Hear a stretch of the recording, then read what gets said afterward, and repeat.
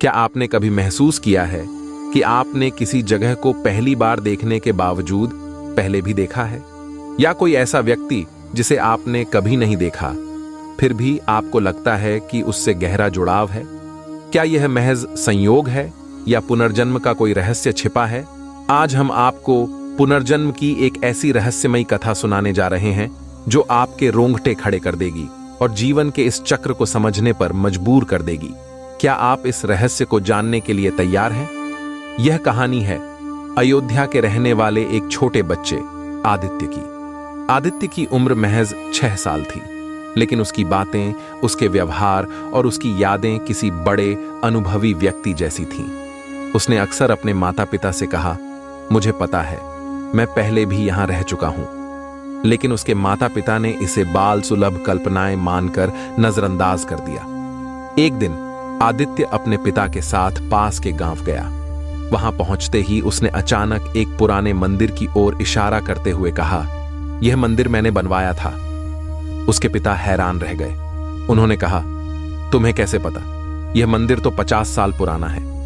आदित्य ने तपाक से जवाब दिया, मैं यही तो कह रहा हूं, मेरा नाम तब राजन था।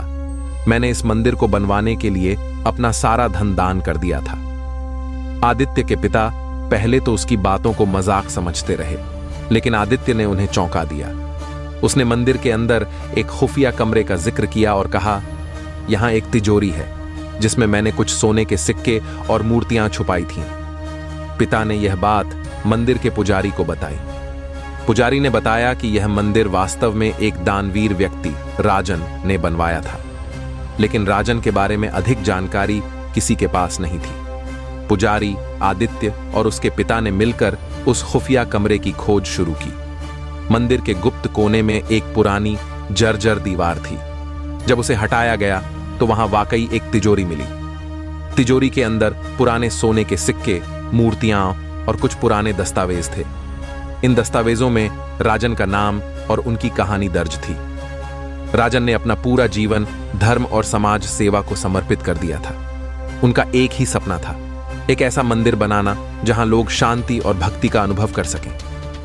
यह सब देखकर आदित्य के पिता और पुजारी हैरान रह गए। आदित्य ने बताया, मुझे याद है, जब मेरी मृत्यु हुई तो मुझे गहरी नींद जैसी लगी, लेकिन कुछ समय बाद मैंने एक नई यात्रा शुरू की।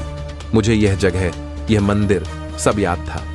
भगवान ने मुझे यह दोबारा अनुभव करने का अवसर दिया। यह कहानी हमें पुनर्जन्म के रहस्यों पर विचार करने को मजबूर करती है। हिंदू धर्म के अनुसार आत्मा अमर है और वह मृत्यु के बाद एक नए शरीर में प्रवेश करती है।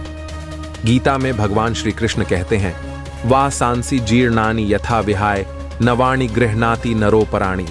अर्थात जैसे एक व्यक्ति पुराने वस्त्रों को त्याग कर नए वस्त्र धारण करता है, वैसे ही आत्मा पुराने शरीर को त्याग कर नए शरीर में प्रवेश करती है।